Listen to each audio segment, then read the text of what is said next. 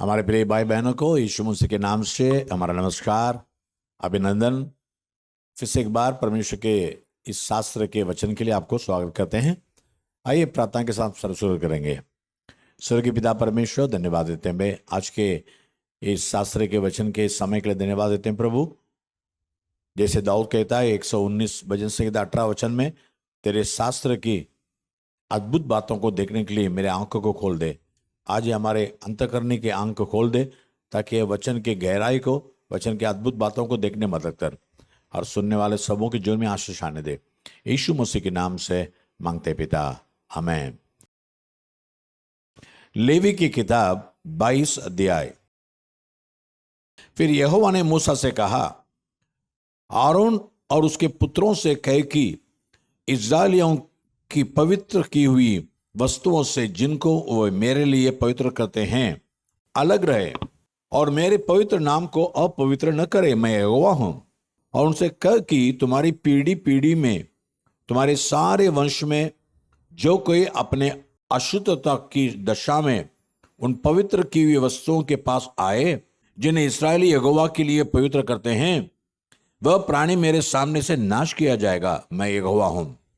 और उनके वश में से कोई क्यों न हो जो खोड़ी हो या उसके प्रमेय हो, वह मनुष्य जब तक शुद्ध न हो जाए तब तक पवित्र की हुई वस्तुओं में से कुछ न खाए। जो लोथ के कारण अशुद्ध हुआ हो या जिसका वीर्य स्खलित हुआ हो, ऐसे मनुष्य को जो कोई छुए, और जो कोई किसी ऐसे रेंगने हारे जंतु को छुए जिससे लोग अशुद्ध हो सकते हैं, या किसी ऐसे मनुष्य को छुए जिसमें किसी प्रकार की अशुद्धता हो जो उसको भी लग सकती है, तो वह प्राणी जो इनमें से किसी को छुए सांझ तक अशुद्ध ठहरा रहे, और जब तक जल से स्नान न कर ले तब तक पवित्र वस्तुओं में से कुछ न खाए। तब सूर्य अस्त होने पर वह शुद्ध ठहरेगा, और तब वह पवित्र वस्तुओं में से खा सकेगा, क्योंकि उसका भोजन वही है। जो जानवर अपने आप से मरा हो या पशु से फाड़ा गया हो, उसे खाकर वह अपने आप को अशुद्ध न करे। मैं यहोवा हूं। इसलिए याजक लोग मेरी सौंपी हुई वस्तुओं की रक्षा करे, ऐसा न हो कि वे उनको अपवित्र करके पाप का भार उठाए और इसके कारण मर भी जाए। मैं उनका पवित्र करने वाला यहोवा हूं। पराये कुल का जन किसी पवित्र वस्तु को न खाने पाए, चाहे वह याजक का अतिथि हो या मजदूर हो, तो भी वह कोई पवित्र वस्तु न खाए। यदि याजक किसी प्राणी को रुपया देकर मोल ले, तो प्राणी उसमें से खा सकता है, और जो याजक के घर में उत्पन्न हुए हो वे भी उसके भोजन में खाएं। यदि याजक की बेटी पराये कुल के किसी पुरुष से ब्याही गई हो, तो वह भेंट की हुई पवित्र वस्तुओं में से न खाए। यदि याजक की बेटी विधवा या त्यागी हुई हो और उसकी संतान न हो, और वह अपनी बाल्यावस्था की रीति के अनुसार अपने पिता के घर में रहती हो, तो वह अपने पिता के भोजन में से खाए, पर पराये कुल का कोई उसमें से न खाने पाए। और यदि कोई मनुष्य किसी पवित्र वस्तु में से कुछ भूल से खा जाए, तो वह उसका 5वां भाग बढ़ाकर उसे याजक को भर दे। वे इस्राएलियों की पवित्र की हुई वस्तुओं को जिन्हें वे यहोवा के लिए चढ़ाएं अपवित्र न करें। वे उनको अपनी पवित्र वस्तुओं में से खिलाकर उनसे अपराध का दोष न उठवाए। मैं उनका पवित्र करने वाला यहोवा हूं। फिर यहोवा ने मूसा से कहा, आरोन उसके पुत्रों से और इस्राएलियों से समझा कर कह कि इस्राएल के घराने या इस्राएलियों में रहने वाले प्रदेशों में से कोई क्यों न हो जो मन्नत या स्वेच्छा बलि करने के लिए यहोवा को कोई होम बलि चढ़ाए, तो अपने निमित्त ग्रहण योग्य ठहरने के लिए बैलों या भेड़ों या बकरियों में से निर्दोष नर चढ़ाए जाए। जिसमें कोई भी दोष हो उसे न चढ़ाना, क्योंकि वह तुम्हारे निमित्त ग्रहण योग्य न ठहरेगा।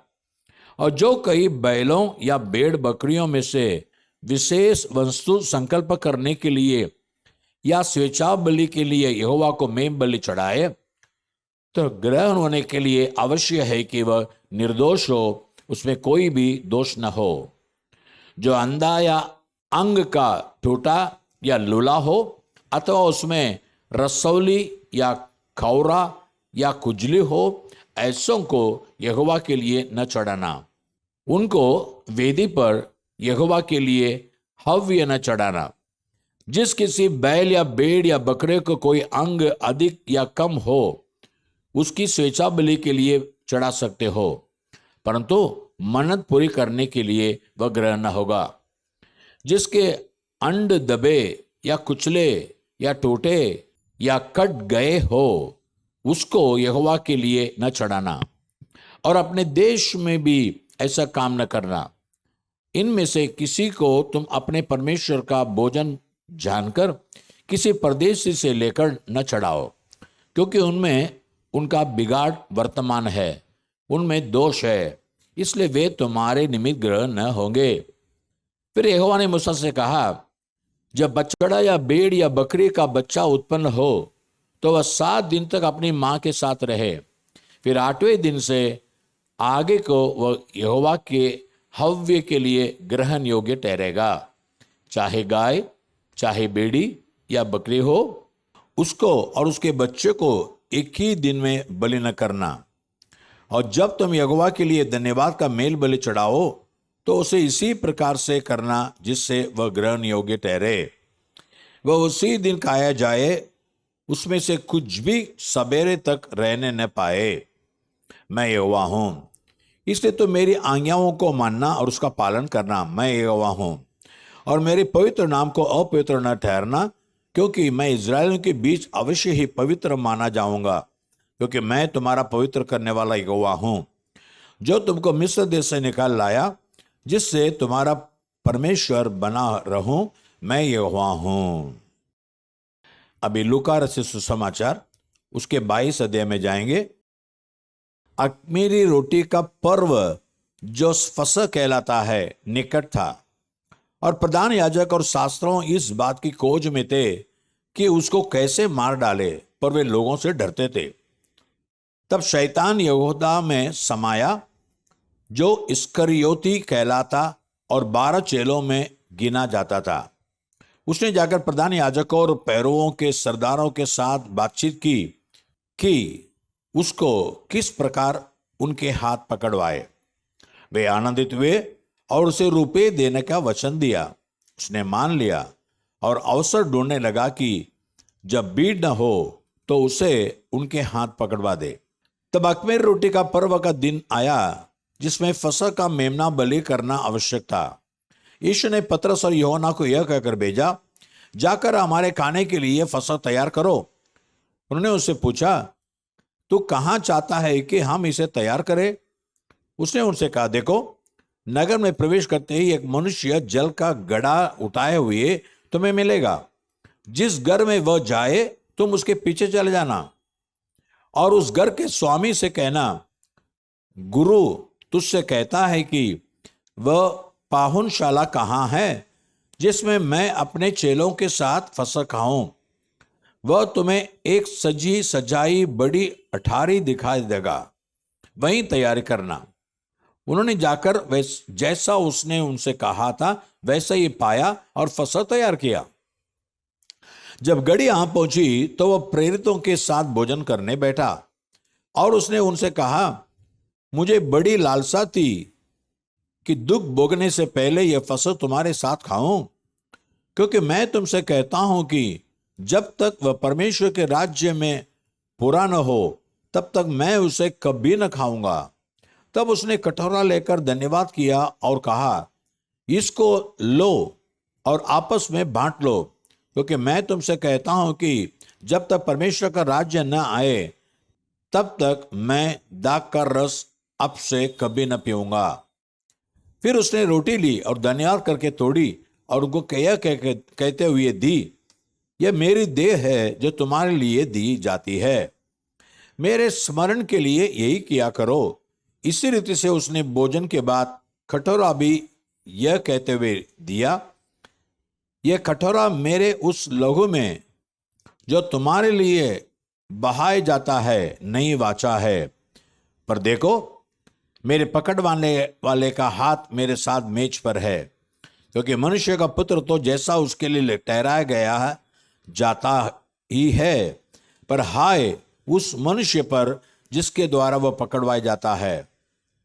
तब वे आपस में पूछताछ करने लगे कि हम में से कौन है जो एक काम करेगा।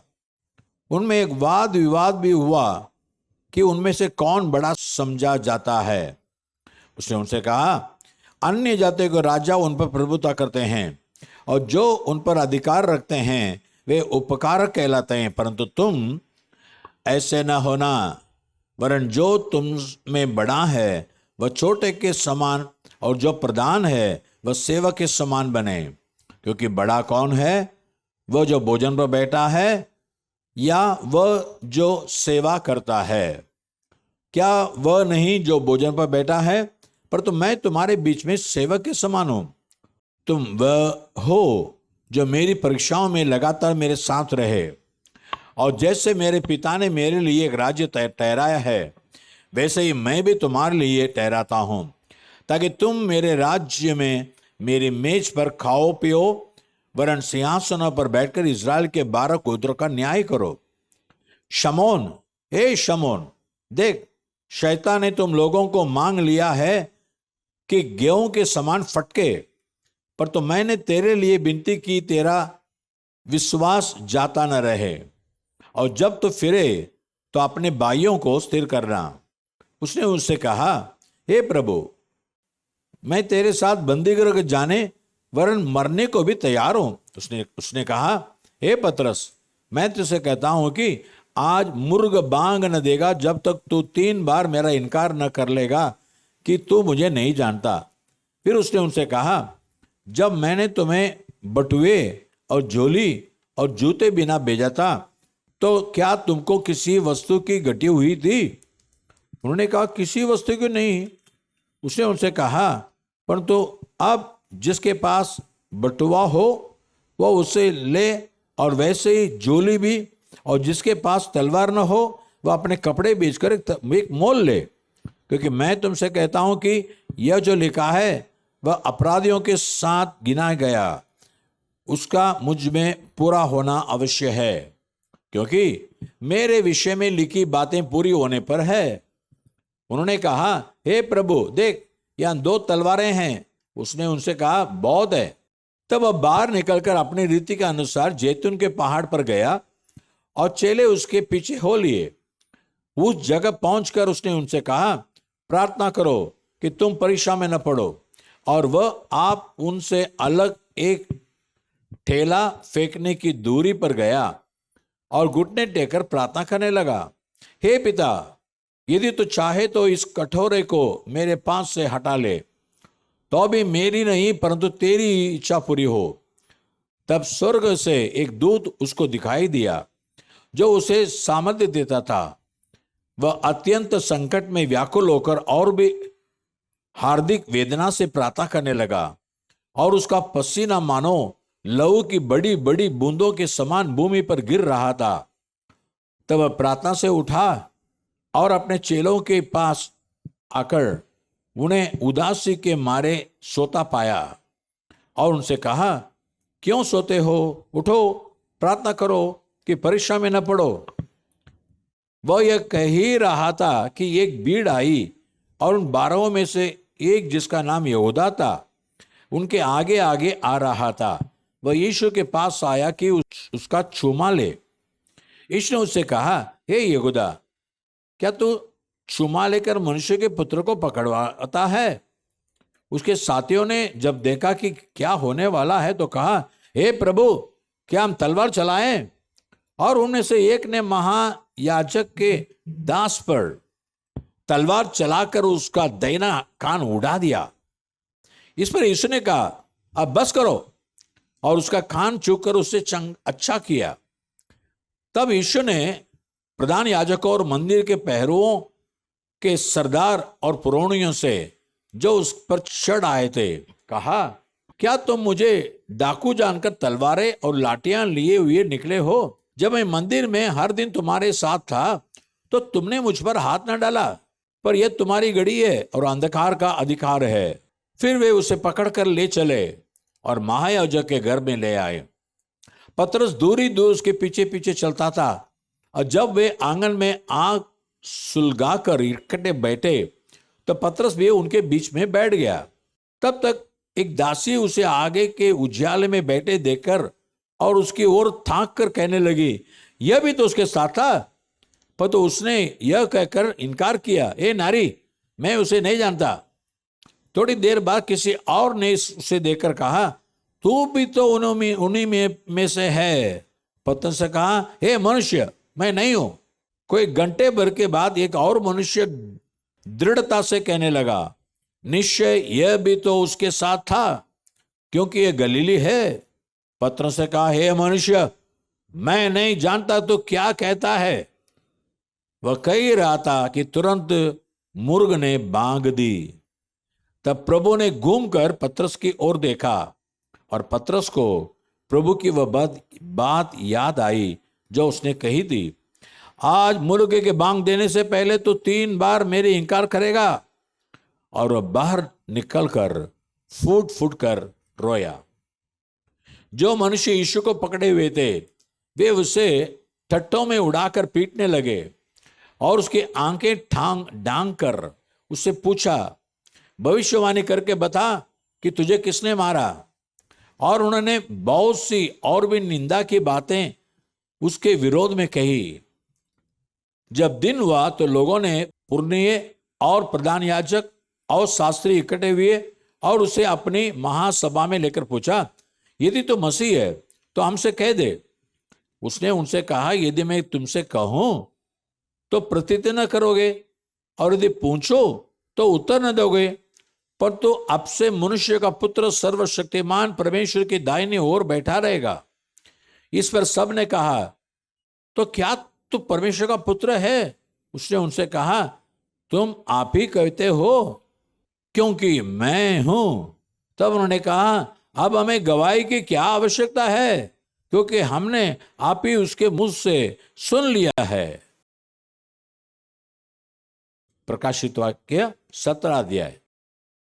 जिन 7 स्वर्गदूतों के पास वे 7 कटोरे थे, उनमें से एक ने आकर मुझसे यह कहा, इधर आ, मैं तुझे उस बड़ी वेश्या का दंड दिखाऊं जो बहुत से पानी पर बैठी है, जिसके साथ पृथ्वी के राजाओं ने व्यभिचार किया और पृथ्वी के रहने वाले उसके व्यभिचार की मदिरा से मतवाले हो गए थे। तब वह मुझे आत्मा में जंगल को ले गया और मैंने लाल रंग के पशु पर, जो निंदा के नामों से भरा हुआ था और जिसके 7 सिर और 10 सींग थे, एक स्त्री को बैठे हुए देखा। यह स्त्री बैंजनी और लाल रंग के कपड़े पहने थी और सोने और बहुमूल्य मणियों और मोतियों से सजी हुई थी, और उसके हाथ में एक सोने का कटोरा था जो घृणित वस्तुओं से और उसके व्यभिचार की अशुद्ध वस्तुओं से भरा हुआ था। उसके माथे पर यह नाम लिखा था, बेद, बड़ा बेबीलोन, पृथ्वी की वेश्याओं और घृणित वस्तुओं का माथा। मैंने उस स्त्री को पवित्र लोगों का लहू और यीशु के गवाहों का लहू पीने से मतवाली देखा। उसे देखकर मैं चकित हो गया। तब जरूर ने मुझसे कहा, तो क्यों चकित हुआ? मैं इस स्त्री और उस पशु का जिस पर वह सवार है और जिसके 7 सिर और 10 सींग है तुझे भेद बताता हूं। जो पशु तूने देखा है वह पहले तो था पर अब नहीं है, और अर्थात कुंड से निकलकर विनाश में पड़ेगा। और पृथ्वी के रहने वाले जिसके नाम जगत की उत्पत्ति के समय से जीवन की पुस्तक में लिखे नहीं गए, इस पशु को यह दशा देकर कि पहले था और अब नहीं है और फिर आ जाएगा, अचंभा करेंगे। उस बुद्धि के लिए जिसमें ज्ञान है यही अवसर है। वे 7 सिर 7 पहाड़ है जिन पर वह स्त्री बैठी है। वे 7 राजा भी हैं, 5 तो हो चुके हैं और एक अभी है और एक अब तक आया नहीं, और जब आएगा तो कुछ समय तक उसका रहना भी अवश्य है। जो पशु पहले था और अब नहीं है, वह 8वां है और उन 7 में से उत्पन्न हुआ और विनाश में पड़ेगा। जो 10 सिंह तूने देखे वे 10 राजा हैं जिन्होंने अब तक राज्य नहीं पाया, पर उस पशु के साथ घड़ी भर के लिए राजाओं का सा अधिकार पाएंगे। ये सब एक मन होंगे और वे अपनी अपनी सामर्थ्य और अधिकार उस पशु को देंगे। वे मेमने से लड़ेंगे और मेमना उन पर जय पाएगा, क्योंकि वह प्रभुओं का प्रभु और राजाओं का राजा है। और जो बुलाए हुए और चुने हुए और विश्वासी हैं, वे उसके साथ हैं, वे भी जय पाएंगे। फिर उसने मुझसे कहा, जो पानी तूने देखे जिन पर वेश्या बैठी है, वे तो लोग और भीड़ और जातियां और भाषाएं हैं। जो 10 सिंह तूने देखे वे और पशु उस वेश्या से बैर रखेंगे और उसे लाचार और नंगी कर देंगे और उसका मांस खा जाएंगे और उसे आग में जला देंगे, क्योंकि परमेश्वर उनके मन में यह डालेगा कि वे उसकी मनसा पूरी करें। और जब तक परमेश्वर के वचन पूरे न हो ले, तब तक एक मन होकर अपना अपना राज्य पशु को दे दे। वह स्त्री जिसे तूने देखा है वह बड़ा नगर है जो पृथ्वी के राजाओं पर राज्य करता है। आमीन।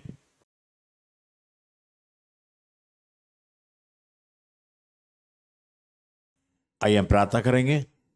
प्यारे पिता परमेश्वर, धन्यवाद देते हैं यीशु के संग 3.5 साल थे। 6 में से एक तो पकड़वाने गया और 10 बिना प्रार्थना किए सो गए, और एक पतरस उनको इनकार करके चला गया, फिर भी तो किसी से नाराज नहीं हुआ। ये पिता परमेश्वर की मर्जी है, उसकी मर्जी पूरा करना ही मेरा भोजन है कर कर सारे दुख तकलीफ को तो अकेले उठा लिया, सह लिया, निंदा को सह लिया, और कोई उपद्रव अपने चेलों को आने नहीं दिया। प्रभु, तो हमारे लिए सूली पर सारे दुख उठाया, सारे कष्ट उठाया, सारे पाप उठाया। आज विश्वास करने वालों के लिए तो आराम देता है। प्रभु, जो भी वचन सुनने के बाद यीशु मसीह की ओर देखते हैं, यीशु उनके पापों को क्षमा कर उनका नया जीवन दे, वह जीवन को चमका दे। यीशु मसीह के नाम से मांगते हैं। Amen, amen. God bless you. परमेश्वर आपको आशीष करे। आमेन।